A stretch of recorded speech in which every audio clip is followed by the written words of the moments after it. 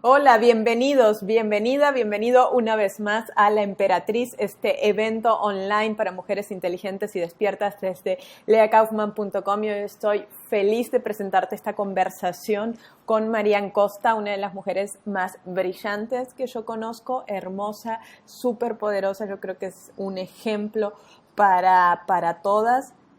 Marian no solamente es actriz, escritora, tarotóloga, arbolista, ha publicado novelas, ha publicado libros en coautoría con Alejandro Jodorowsky, ha participado en cine, en teatro y actualmente, bueno, ella sigue desarrollando su obra literaria mientras recorre el mundo impartiendo numerosos talleres sobre tarot, metagenealogía, constelaciones tarológicas y ficciones sanadoras. Y es realmente un honor tenerla hoy aquí y sé que te va a encantar esta conversación. Marian, muchísimas gracias por estar aquí con nosotros. Para mí tú eres de verdad que un ejemplo de mujer a seguir y tu presencia en este evento no podía no estar. Cuando habláramos de La Emperatriz no podía estar la gran Marian Costa, que yo creo que sos una guía para muchas. Entonces, bueno, empezar preguntándote cómo ves tú el rol de la mujer en esta época, en estos momentos tan conflictivos también que estamos viviendo. Bueno, siempre fuimos la mitad, por lo menos la mitad de la humanidad. Entonces, aun que los tiempos hayan sido difíciles en algunas épocas, o aun que en este momento en varios países haya feminicidios o que la gente esté matando a las hijas mujeres, es decir, que la violencia hacia el sexo femenino como se encarna en un ser humano como una posibilidad de varias, pero porque sabemos que hay gente que es intersexual, que tiene de forma cromosómica o orgánica una definición sexual como tal, ¿no? Que es entre géneros. Pero básicamente más o menos 50% de la humanidad siempre ha tenido, bueno, vamos a ser muy técnicos, ¿no? Ovarios, glándula mamar, trompas, útero, vagina y vulva, porque la vulva es muy importante también, ¿no? Y entonces una circulación de estrógenos por el cuerpo que, con la definición la más básica, por un lado están las señales exteriores de feminidad, los pechos, los órganos genitales, después los signos secundarios, por ejemplo, yo todavía me identifico a lo femenino porque me dejé crecer el pelo, aunque obviamente puedas ser mujer sin tener el pelo largo, y también después unas características que son impuestas o desarrolladas por las sociedades, ¿no? Entonces, según mi parecer, hay que hablar de dos cosas distintas. Por un lado, el rol de la mujer o de las mujeres, porque la mujer, una encarnación femenina, pasa a través de varias edades, y de eso voy a hablar, porque obviamente el rol de la muchacha de 5 años no es el rol del adolescente o los desafíos y las posibilidades de la niña no son los del adolescente de 18 años, no son las de la mujer alrededor de 30 años que está en sus años de posible y deseable, generalmente deseable, maternidad orgánica, y después viene el tiempo donde la mujer crece más allá de la maternidad orgánica y entra en lo que medicalmente se llama la menopausia, es decir, que básicamente las menstruaciones dejan de manifestarse, pero eso es una visión desde afuera, de alguien que mira a la mujer con un telescopio desde lejos y dice, oh, esta ya no está sangrando, pero tendríamos que definir lo que sucede dentro de una durante los 10 años más o menos entre la perimenopausia, la menopausia que se viene declarando y el estado de estabilización postmenopausia. Y después estamos entrando en las etapas de la mujer, lo que yo llamo la mujer horizonte, es decir, las mujeres que llegan a 65, a 75, a 85, a 95 y al más allá de 100, que son unas etapas muy importantes porque hay niveles de concavidad y de dulzura que se pueden manifestar en mujeres solo de esa edad. Entonces, eso sería ya un abanico de respuestas. No sé si vamos a tener tiempo. Es decir, que, por ejemplo, en este momento, y es una cosa virtuosa, en el senso que es una virtud, no es un vicio, hay mucho movimiento alrededor del parto, de la menstruación, de la bendición del útero, de la respiración ovárica, que son movimientos alrededor básicamente de la mujer, si somos muy elásticas, en el entorno de sus 30 años, que son gestos muy importantes, pero que francamente, visto desde mi balcón, que yo tengo 52 y hice todo un recorrido, me están aburriendo hasta la médula, porque francamente hoy todas esas cosas pasé mucho, mucho, mucho más allá. Y también tengo que decir, como mujer militante del feminismo, militante del humanismo que es el feminismo, y como mujer que tiene, puedo decir con dignidad, que tengo una vivencia bastante profunda de lo que pudieron ser las fuerzas y las vulnerabilidades del femenino. La vida me puso en una posición de enfrentarme a bastante cosas. No es que me escondí en una casa poniéndome las bislabios y mirando la tele, ¿ves tú? Que es una vida maravillosa. Si alguien puede hacer eso, quiero decir, si puedes vivir tranquila, solo no te ha tocado. Te moleste, por favor. Pero digamos que sos menos legítima para hablar en nombre de mucha gente. Yo recibí a mucha gente, también tengo una experiencia bastante fuerte con varios aspectos del masculino, etc. Entonces, llego a 50, y antes de 50, ya 48 años, y veo los círculos de mujeres, y bum, bum, bum, los tambores, y bim, bim, bim, los fueguitos, y las brujitas, y los arquetipitos, etc. Y veo una lucha de poder, una inflación del ego que no es general, que no es la esencia de esos movimientos, y no quiero convertirme en la enemiga número 1 de los movimientos femeninos, pero hay que ver que está muy limitado. Es absolutamente necesario y está muy limitado. Sí, y yo lo veo también exactamente de esto que tú dices de lucha de poder y lo que referías también del feminismo como humanismo. En estos días leía esta feminista australiana, Geraldine Green creo que se llama, que decía lo contrario al patriarcado no es el matriarcado, es la colaboración y la fraternidad. Obvio, absolutamente. Eso sin lugar a duda. Después tenemos que hablar de las varias culturas, porque el feminismo norteamericano tiene un cierto flavor, tiene sus maravillas. Es un país donde básicamente puedes ser escritor y mujer y no es un problema.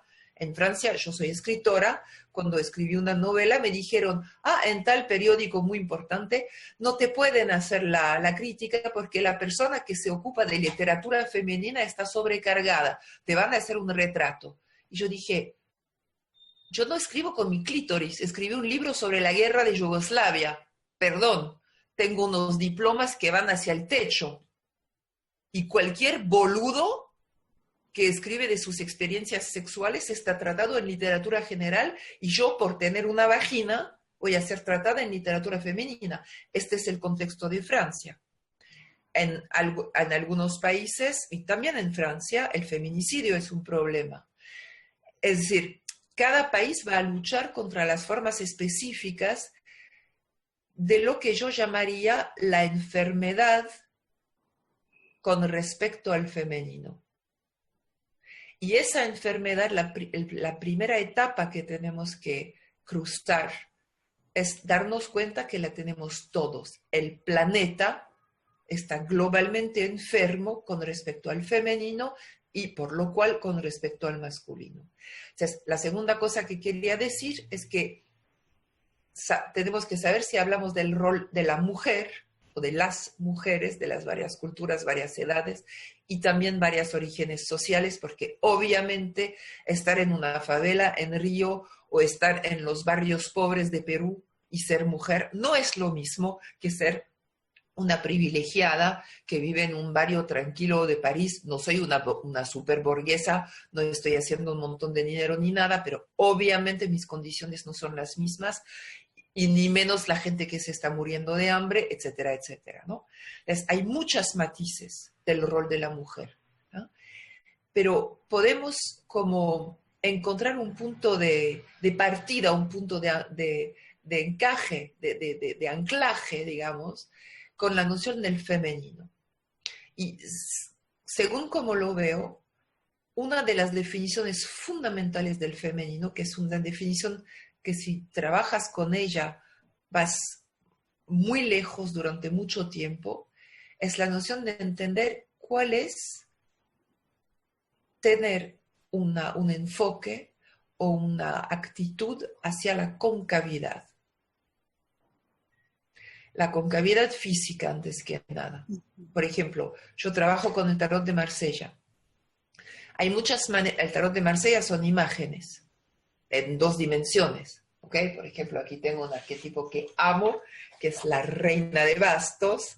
Los bastos son la energía sexual cuando es su pelo y su enorme basto y como se está medio rascando algo por ahí con una herramienta, ves que esa mujer está y tiene un par de pechos y todo. Bueno, pero es una imagen.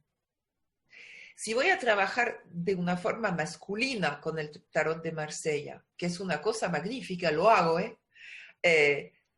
trabajando desde la segunda hacia la tercera dimensión, que es el volumen, voy a actuar la reina de bastos, la voy a hacer caminar por la pieza, la voy a hacer cantar, por ejemplo, para ver cómo resuena su voz en el espacio, la voy a traer conmigo en mi bolsillo o en mi bolsa cuando voy a trabajar. Voy a hacer todo un trabajo que va a ser convexo hacia el exterior, manifestando afuera de mí misma ese arquetipo de la reina de bastos. Si voy a ser actriz en un teatro, tengo que tener esa dimensión hacia afuera, echar rayos hacia afuera. El trabajo desde el femenino es empezar recibiendo la imagen, la energía, la vibra, la reina de bastos en mi concavidad, dentro de mi garganta, dentro de mi cuello, de mi pecho, de los espacios que desconozco en el interior de mí misma. ¿Qué hago si la ubico en mi estómago y vivo con ella 15 días, con ella vigilando sobre mi estómago para ver cómo estoy comiendo, cómo estoy digiriendo? ¿Qué pasa si la pongo dentro de mi útero, dentro de mi vagina, dentro de mis trompas, dentro de mis ovarios? Pero no solo eso, eso es simplemente orgánico. ¿Qué pasa si la dejo entrar dentro de mis células? Y en el interior de la célula ahora sabemos que al nivel atómico está el vacío. Es decir, que viajando hacia el interior, en la concavidad, encontramos el infinito. Tanto como viajando hacia el exterior, con aviones y después con naves espaciales, etcétera, encontramos el infinito. Entonces, esa noción, que no es nada clara para la mayoría de la gente, porque limitamos la concavidad a un hueco y la mujer está muchas veces considerada como un cuerpo que se pasea cargando un hueco que de vez en cuando se va a llenar con un falo masculino o con un bebé, preferiblemente un hijo varón en general, ¿ves tú? No nos damos cuenta que desconocemos absolutamente la noción de la concavidad, que es el recibir, pero que también es la captación. Es decir, que ahora en la época del teléfono portable, hay un espacio siempre más adentro de tu teléfono portable que está captando el mundo entero. Y eso es la esencia del femenino. Entonces, obviamente, eso nos permite pensar cómo vamos a educar a una niña de 5 años, dándole la dignidad de esa concavidad, parte de lo cual es prepararla a la posibilidad de ser madre y honrar en ella a la madre futura, que es lo que se hace en todas las culturas tradicionales, que no significa obligar a la hija, a la niña a parir un día de su vida, pero hacerla consciente Entonces, hay una palabra muy linda de una gran psicoanalista francesa que se llamaba Françoise Dolto, que escribió un libro insuperable sobre la sexualidad femenina. Ahí cuando lo lees, ves que la mujer tiene una experiencia de lo que es el orgasmo, que era una gordita con pelo blanco, pero te voy a decir que esa sabía lo que era un orgasmo, sabía lo que eran todas las posibilidades orgásmicas, era una genia total. Y una de las cosas que decía era decir que a la niña se le tenía que enseñar que dentro de ella tenía una caja mágica donde se podían generar los bebés. Y que eso no es decirle solo vas a ser mujer, madre. Es decirle tienes un poder, un misterio en tu interior. Pero también hay que preparar a la niña a ser la dama. La señora en el sentido... no en el sentido señora mayor, está girando por el internet en este momento. Sabes que cuando las mujeres llegan a 30 años, su gran angustia es que la llamen señora. Es una angustia. Ya me dicen señora. A mí todavía me dicen señorita. Y francamente me importa un pepino, pero bueno. Entonces, porque hay que quedarse joven, porque joven significa que sos fértil. Y ahí volvemos a caer en el patriarcado. Es primera cosa, mujeres, por favor, vuelvan a limpiar la noción de señora, de lady, la dame en francés, que es el nombre de María. Miriam en hebreo significa la señora. Y la señora es la raíz de cualquier tipo de soberanía. ¿Me entiendes? Es decir, que la señora es la fuerza de carisma, amor y reino que es dueña del lugar. ¿Ves tú? Entonces, ese aspecto de la señora, de la dignidad intrínseca, no solo del ser humano en general, que es la dignidad espiritual, pero esa dignidad espiritual se abre en dos elementos de dignidad: la dignidad sagrada del masculino, que tiene sus aspectos de los cuales hablaremos en otro seminario, si quieres, y la dignidad intrínseca del femenino. Y la esencia de esa dignidad es manifestarse desde un aspecto de gracia. Y cuando hablamos de gracia, no estamos hablando de ser graciosa, la mosquita muerta, que eso es un horror falocéntrico. Estamos hablando de la gracia como poder intrínseco, poder fundamental del amor que es más allá de nuestra capacidad de amor. Un momento de gracia, un espacio de gracia. La gracia que llueva después de un mes de sequía. Esta es la gracia. Lo que viene a darle una irrigación, ¿se dice? Sí. A regar el mundo, lo que viene a endulzar el mundo. Y si miras los fenómenos naturales, y a la niña hay que enseñarle eso. Lo femenino es la tierra bebiendo el agua. Lo femenino es la naranja en el naranjo absorbiendo los rayos del sol para cambiar de color y acumular dulzura. Entonces, la lógica es enseñarle a las niñas, a las mujeres desde joven, que ese poder de captación, de irrigación, de humedad, de dignidad dulce y humedad, de endulzarse a sí misma para que el mundo sea enteramente fértil y enteramente dulce, no dulce en el sentido de ña, ña, ña, ña, ña, dulce en el sentido que el azúcar es el alimento del cerebro. Si dejas de comer cualquier tipo de azúcar, yo en mi lejano pasado de seductora, tuve un amante que era un campeón de bodybuilding. Tenía unos brazos que no te voy a contar. Pero bueno, porque cuando estaba secando los músculos para las competiciones, estaba comiendo pura carne, puras proteínas. Y el boludo no podía pensar. Estaba como... Y ahí me di cuenta, investigué, y el glucosio, el azúcar, es el alimento del cerebro.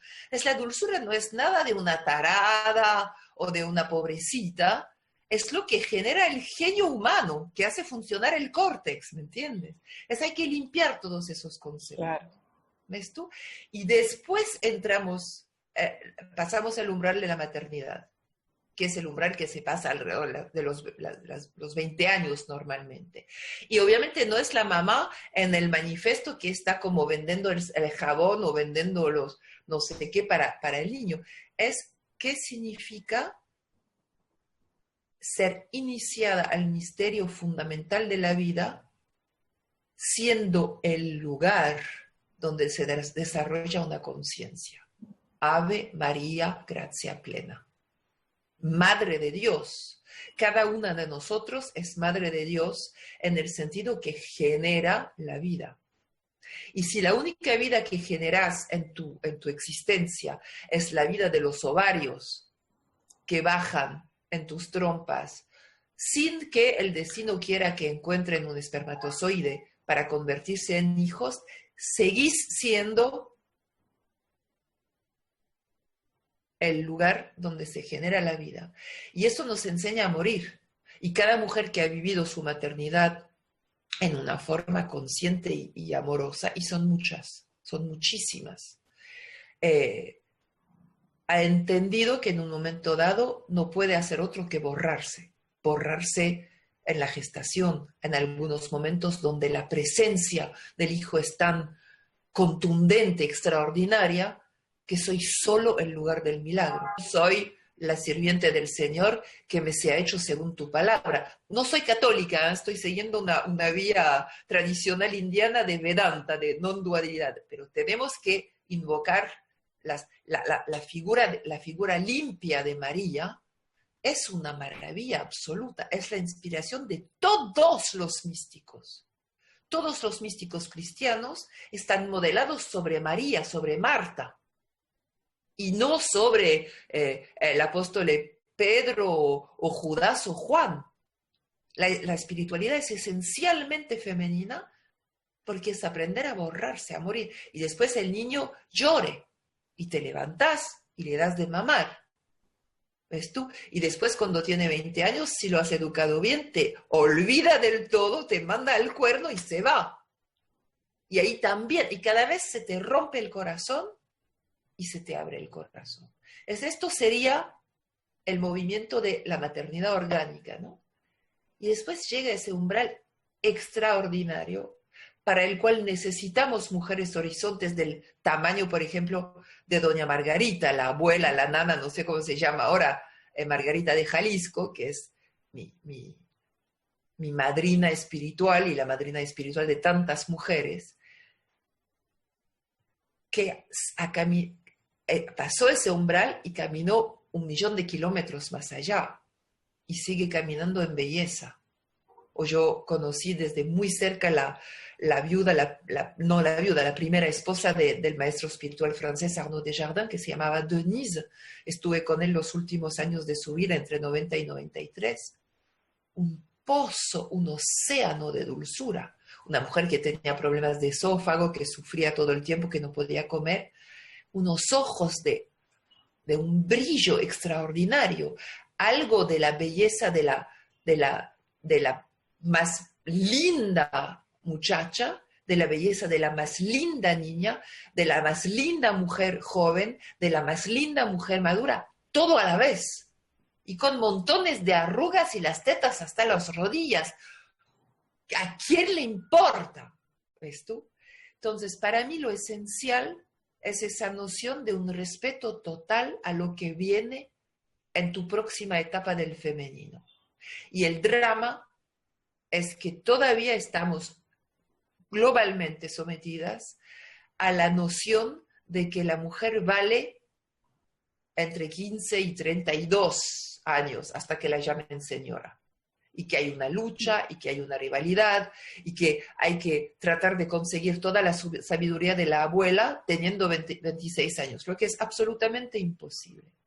Entonces, el rol de la mujer como tal sería reconocer la diversidad, honrar a su propio misterio, no cerrar los ojos al hecho que estamos cargando una neurosis de siglos y que ninguna de nosotras es suficientemente lista para escaparse de esa neurosis. Tener un compromiso feroz a observar nuestra propia violencia, nuestra propia apropiación, nuestra propia sed de poder y sobre todo el gran enemigo, el odio de una misma. Ver en cualquier momento cómo nos ponemos fálicas, sea con falsas pestañas, todo lo que va hacia afuera es fálico. Y perdón, pero también las tetas de plástico y todo eso. Es imprescindible tenerlas para callar al odio de una misma, póntelas, pero sabiendo que te estás mutilando en el nombre de una mirada masculina. Porque personalmente a mí lo que me encanta es ir al sauna y ver todos los cuerpos de mujeres posibles. Es como si hubiera solo una sola forma de flor en un jardín, pero el mundo todavía no está en eso. Y seguir preguntándome cada mañana cuando me levanto, hoy para mí, con toda la honestidad, ¿qué es el femenino? Respondí muy largo, ¿no? No, pero hermosamente. Muchas gracias, divina. Okay. Sí, bueno, y además me encanta porque traes una mirada que es la mirada de este evento, que es una mirada distinta de cómo podemos hacer las cosas diferentes y de esta conciencia. Creo que todas somos machistas, ¿no? Sí, claro, y no podemos no serlo. No podemos no serlo porque nacimos... Machistas y víctimas del machismo a la misma vez. Y entonces víctimas de nuestro propio machismo. Y es un trabajo que no se va a hacer en una sola generación y hay que hacerlo paso a paso.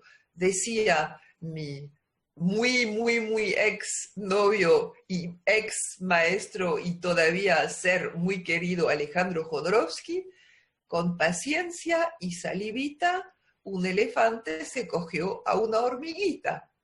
¿Ves tú? Somos el elefante macho que está tratando de excitar y de abrir a la hormiguita del femenino que va a ir creciendo hasta que nuestra concavidad sea un reino. ¿Ves tú? Pero cada una con sus imposibilidades. Y reconocerlas con un amor total. Y reconocer cómo crece el femenino en nuestros hombres, padres, hermanos, hijos, novios, amigos y enemigos, que es un nivel de práctica mucho más alto. ¿Ah? Gente que nos insulta, que nos maltrata, etcétera, etcétera, y ver cómo es la enfermedad del femenino y del masculino en ellos, y agarrarnos de la mano para poder, no diría ni siquiera reparar, diría parir un femenino consciente. Sí. ¿Algo más? Que me encanta que digas eso porque yo tengo esta sensación de que es un nuevo femenino el que estás queriendo emerger ahora, de alguna manera. No nuevo porque no vamos a inventar nada a un nivel energético, pero sí es completamente como un recién nacido. Un ejemplo muy sencillo, te vas a pintar. Yo me pinté un poquito los ojos porque como tengo las pestañas muy blancas, cuando no me pinto las pestañas parezco enferma. Como un conejito albinos, ¿no? Y mi mamá es igual, porque soy pelirroja de origen. Bueno, ¿por qué te vas a pintar? Cada vez que te pintes, pregúntate, ¿me estoy corrigiendo o me estoy honrando? ¿O estoy jugando con todos esos colores como era niña? ¿O me estoy disfrazando de otra? Porque me interesa en este momento hacer un papel. Pregúntate y hazte cuenta de cuántas veces te estás corrigiendo.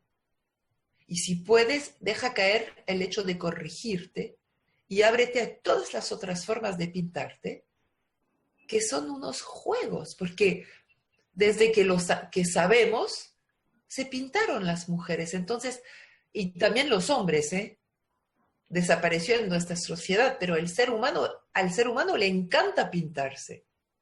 Pero en las sociedades tradicionales nadie se pinta para corregirse. Te pintas para exaltar un aspecto de tu ser. ¿Ves tú? Es un ejemplo muy sencillo de cómo se puede practicar con los gestos básicos del día al día. Divino. Y bueno, y yo sé que en el tarot tú manejas, ¿no?, como este viaje de desarrollo de todos, pero especialmente de la mujer. Entonces no sé si nos podrías hablar un poquito Sí. de eso, Bueno, y el foco sí. pues en la emperatriz o lo que tú quieras. Investigué muchísimo sobre el tarot, sobre todo porque ahora está saliendo en Francia un libro enorme que escribí, que es más gordo aún que la Vía del Tarot, y que Wow. contiene una parte histórica que creo que es bastante nueva en el campo del tarot interpretativo. Existe gente que desde un punto de vista universitario está estudiando la historia de los juegos de cartas, pero en el tarot interpretativo la gente está muy parcial con la historia porque siempre te quiere vender su mazo o su forma de interpretar. Entonces, y entre paréntesis, estoy buscando editora en América Latina, porque desgraciadamente tenía que publicar con una editora en Argentina y por la crisis económica no lo vamos a lograr porque como el libro es gordo, la traducción cuesta un poco. O sea, si alguien está interesado, que me contacten a mi website. Eso. Pero, entonces, el tarot era al inicio un juego de sociedad. Es el juego que inventó la noción de los triunfos, de la carta que puede triunfar de todos los otros colores. Y lo muy interesante es que no sabemos exactamente de dónde viene, pero cuando se manifiesta en la forma que ahora conocemos, puede haber tenido raíces en el mundo musulmán, en el mundo tibetano, no sabemos.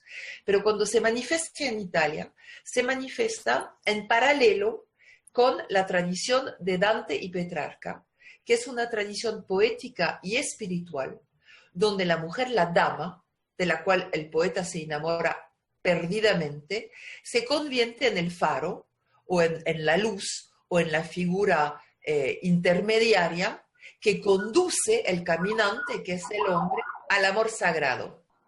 Entonces, los triunfos, lo que ahora llamamos los arcanos mayores del tarot, describen un recorrido de un enamoramiento o de todas las formas de amar en el mundo del tener, el mundo material, donde quiero conseguir el objeto de mi pasión, donde amo el chocolate y te amo a ti, que es un amor de devoración. Poco a poco, a través de nuestros propios infiernos y profundidades, a un amor sublime, donde uno se da cuenta que femenino y masculino son como la mano derecha y la mano izquierda, que son en realidad los dos aspectos de la dualidad que se vuelven a unir, como el lado cóncavo de una taza y su lado convejo, que en realidad juntos forman la taza. Entonces, los arquetipos femeninos del tarot, la cosa muy interesante es que hay una cantidad igual de mujeres a hombres en el tarot. ¿Por qué es interesante? Porque si miras una película, sobre todo las películas de los años 80, 90, o si ves la distribución de una obra de teatro, te das cuenta que en el arte occidental la representación del mundo normal se hace con más o menos un 60-70% de hombres. Y esto los actores lo saben, yo fui actriz, porque hay mucho más trabajo para los actores hombres que para las actrices mujeres, porque matemáticamente hay menos papeles para mujeres. Esto está en todo el repertorio occidental. El tarot es una representación equitable. Eso es lo primero. Y después, obviamente, es un recorrido particular, porque el tarot está mostrando aspectos que, digamos, que tienen que ver con su realidad cultural de la mujer. Entonces, no digo que es todo lo femenino, estamos dentro de un marco, digamos, de una cierta cultura. Pero lo muy interesante es que la primera figura masculina es un principiante.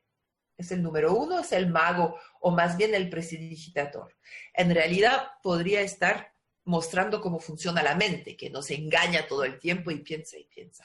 Y la primera figura femenina es una sabia, una santa, es la papisa. Y además es la papisa que no existía.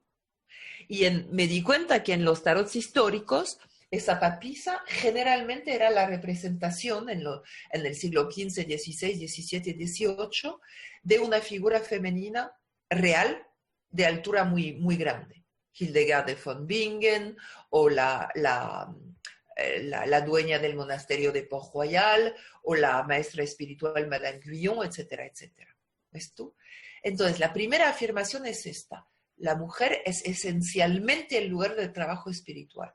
El segundo arquetipo que llega es la emperatriz, que es el reino sobre una misma, pero que es numéricamente inferior al emperador. Y esto es el mundo real, porque el emperador es un 4, mientras la emperatriz es un 3.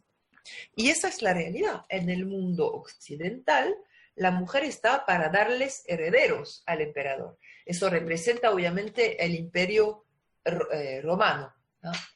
Germánico. Y además en este tarot, pero es otra historia, es el retrato de la emperatriz de la época del 1700.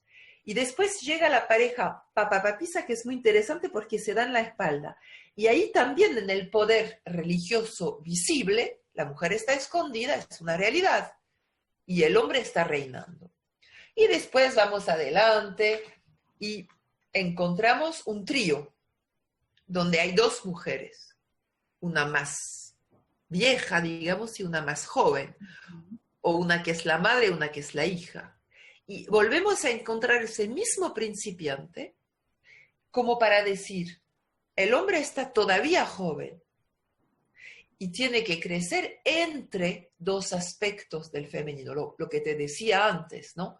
No es suficiente tener una madre, no es suficiente tener una amante, no es suficiente María, Madre de Dios, no es suficiente María, nuestra dama.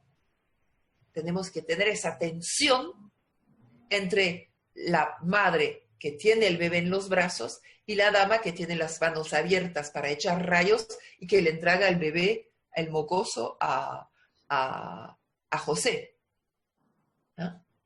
Y de allí pasamos por el carro, que es el triunfo por excelencia, es decir, que por fin creció un poco ese joven, y llegamos a una mujer que no es exactamente una mujer porque es una virtud. Tres de las 4 virtudes cardinales están encarnadas en el tarot y van a ser las 3 próximas figuras: justicia, fuerza, fortaleza en realidad, y templanza. Solo que templanza es un ángel, entonces se podría discutir si es una mujer o si es un ángel. Es decir, que justicia y fuerza son claramente mujeres y templanza es un ángel. Entonces, los 3 próximos etapas de manifestación del femenino, dice la presencia de la papisa, diciendo, bueno, ahora vas a tener que encarnar ese femenino sagrado. ¿Qué están diciendo el tarot? Que lo que se necesita para esa intensificación energética que es la virtud no es hacer la cosa justa. Virtud es como, bueno, si lo traducimos al día de una mujer de hoy, es la fuerza interior que te empuja a ir a la gimnástica porque sabe que te va a hacer bien. O es la fuerza interior que te empuja a volver a estudiar porque sabes que vas a poder. Es esa disciplina interior para intensificar tu energía, solo que en este caso es la energía para aprender a amar. El tarot está diciendo con gran claridad que es una energía femenina hacia adentro para convencerte que sí hay que hacerlo. Y de ahí surge la primera carta de unión femenino-masculino, que es el diablo, que dice, ahora hay que reconocer que existe la atracción, la pasión, la química, y que ahí somos iguales. Es decir, que a ti también te toca caer en el amor. En francés, enamorarse se dice caer en amor, como en inglés, to fall in love. Entonces, el diablo es caer en el amor. Y las cartas que vienen te van a enseñar a elevarte en el amor. Entonces, después del diablo viene la casa Dios, donde los personajes no son ni femeninos ni masculinos, y ahí aparece la dama, la estrella. Desnuda, auténtica, el primer personaje del tarot que no está vestido, pero que está libre, que está en su autenticidad, diciendo con mucha claridad, siendo el 17 la pareja, entre comillas, del 7, yo soy el triunfo desde adentro. Es decir, que ese carro que veíamos es el carro del triunfo en el mundo. Yo puedo vencer, soy Alejandro Magno. Con una armadura, ¿no? Y ella desnuda. Y ella es el triunfo interno. Es el mismo triunfo que cuando el samurái entra en el dojo zen y le dice al maestro, ¿sabes que te puedo matar de un golpe de mi espada? Y el maestro lo mira y le dice, ¿sabes que te puedo dejar que lo hagas? ¿No? Y no es una lucha, porque al final obviamente el samurái se ilumina y se vuelve discípulo del maestro. Entonces es una unión, es una fusión. Y es magnífico porque la estrella es el triunfo del femenino. Y de ahí aparece el gran arquetipo cósmico que es la luna, que se va a completar con el sol. Sobre eso no voy a insistir porque conocemos muy bien en el chamanismo esos papeles respectivos de la oscuridad y de la luz, de la luna y del sol, que en las culturas matriarcales son invertidos. Por ejemplo, en alemán se dice der Mond, el luna, die Sonne, la sol. Entonces, es como un poco intercambiable. Hay un aspecto masculino lunar y femenino solar, femenino lunar y masculino solar. Pero en la tradición de la cual viene el tarot de Marsella, el arquetipo femenino es la luna. Y ahí por fin se realiza lo que llamaríamos el femenino, es decir, la unión. Y la unión produce una conciencia, pero no es necesariamente que produce un hijo de carne. El hijo de carne es la forma la más accesible con la cual se puede producir una conciencia en conjunto con un ser querido, porque obviamente tienes todo derecho a ser homosexual y a vivir esa pareja donde interactúan el femenino y el masculino, interior de cada uno dentro de una unión homosexual. No, obviamente, pero vamos a hablar del caso más general que es este. Entonces, la vocación de ese encuentro entre esos dos lados de la realidad, esos dos aspectos de la manifestación que son femenino y masculino, es que nazca algo nuevo. Y es ahí todo el camino del cual te habla la abuela Margarita, del cual te podría empezar a hablar yo, que hay una razón por la cual tenemos que dejar de sangrar tanto, que es un cansancio enorme para el cuerpo, que el ser, el cuerpo, la conciencia celular, aprende una fertilidad que se manifiesta más allá de la producción de un cuerpo embebido de conciencia. Entonces, la abuela Margarita dice que el cumpleaños 52 es la abertura del segundo ciclo, que es el ciclo donde vamos a abrir, en fin de cuentas, la maternidad universal. ¿Ves tú? Y es lo mismo, obviamente, para el hombre, pero de una forma menos visible. Por lo cual, la carta más alta y más exaltada del tarot es un cuerpo claramente femenino, bailando entre los 4 arquetipos del tetramorfo que generalmente en la época acompañaban al Cristo. Podríamos decir que es la anima mundi, que es la Sofía, pero en realidad es como decir, es la cara escondida de lo que nos brinde la conciencia crística, otra vez lo digo, que es el contexto del tarot, ¿no? Pero también se parece muchísimo a las Dakini tibetanas o a las Kali de la India, donde esa dimensión esencialmente dinámica, energética de la manifestación está como divinizada y bailando entre los 4 rincones del universo, etc.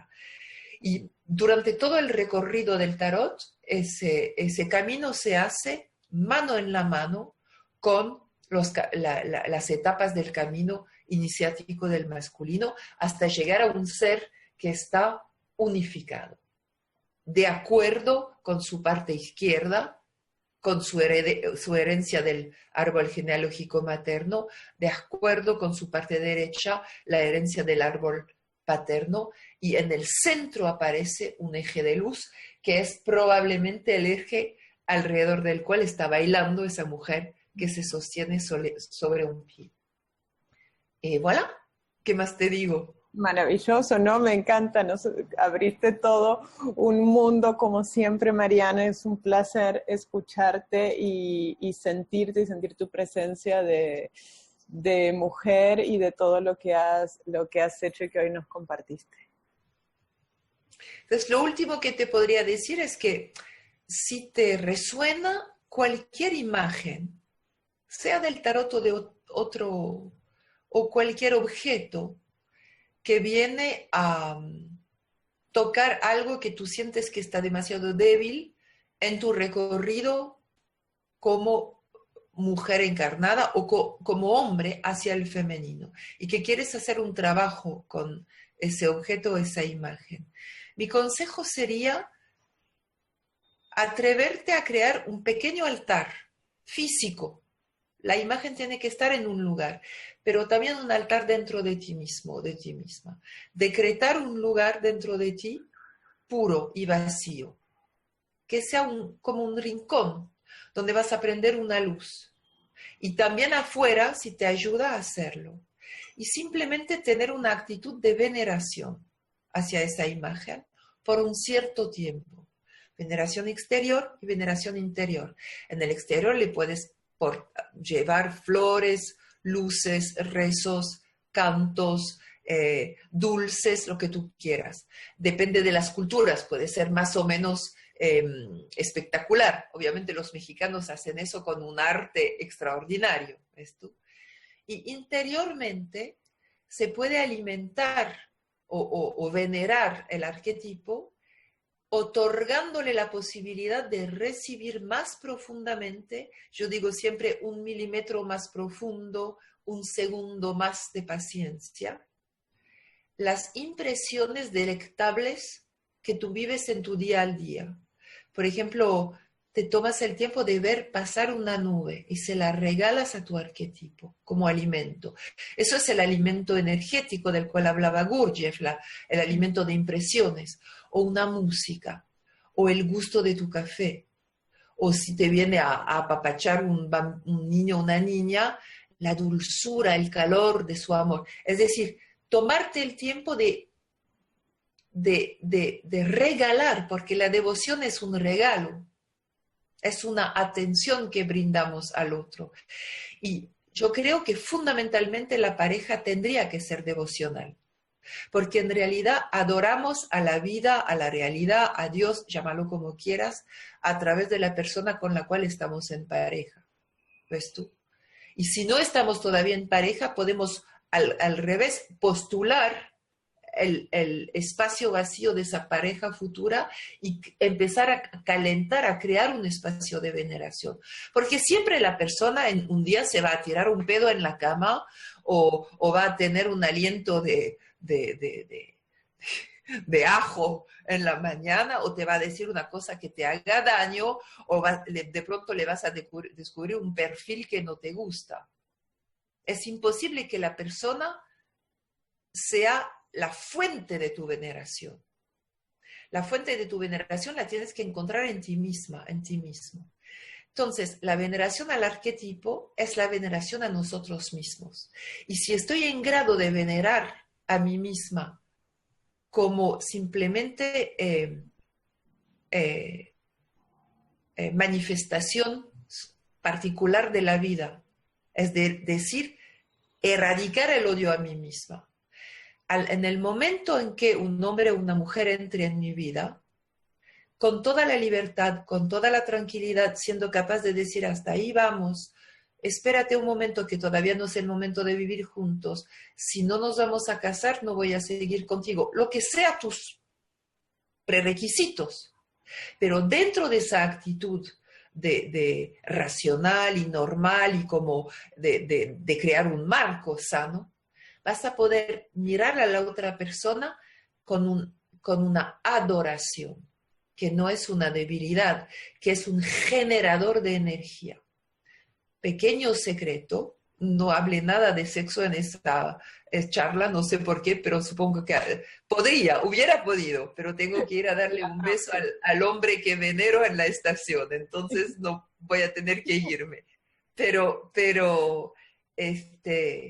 es un secreto para una vida sexual de pareja muy magnífica y duradera. Siempre que existe en el comienzo una compatibilidad y una alquimia, y no que hayas entrado en una pareja sacrificial desde el punto de vista sexual, porque eso tiene que ver con sanar el árbol genealógico, lo siento mucho. Pero si una pareja tiene un potencial, la intensificación gradual de la vida sexual, que se puede volver una cosa extraordinaria, tiene que ver con esa capacidad de adoración. Y la tenemos que empezar a ejercitar. Entonces, para mí, integrar aliados es un ejercicio de veneración. Y se hace hacia afuera, de forma masculina, como hacen los indios con la puya, como se hace en la misa. Todo eso es exterior, pero se hace de forma secreta e interior. Me estoy caminando, por ejemplo, con la emperatriz del tarot y de pronto paso en una plaza de París, donde hay mucho ruido y muchas cosas, pero está bajando el agua de una fontana. ¿Una fontana se dice? Una fuente. Una fuente, ¿ves tú? Y de pronto entra un rayo de sol en esta agua. Y toda la belleza de la creación me impacta. Y yo soy demasiado chiquita para recibir eso. La Marianne Costa de carne y hueso, nacida a tal fecha, de tal año, etcétera, etcétera, no tiene la capacidad. Entonces voy a utilizar el aliado para desarrollar dentro de mí ese espacio infinito que va hacia el vacío, el fondo del universo, y ponerme en grado de ser un receptáculo para una adoración sin límites. Y después tu marido muy feliz. Fantástico. Bueno, Mariana, quiero tomarte más tiempo. Muchísimas gracias. Muchas gracias a vos y con toda la esperanza y la dedicación de que esa iniciativa tuya pueda verdaderamente llegarle a las personas y producir un cambio. Sí, muchísimas gracias. Es toda la intención. Muchísimas gracias a ti. Bueno, te quiero mucho. Muchas gracias por siempre estar presente.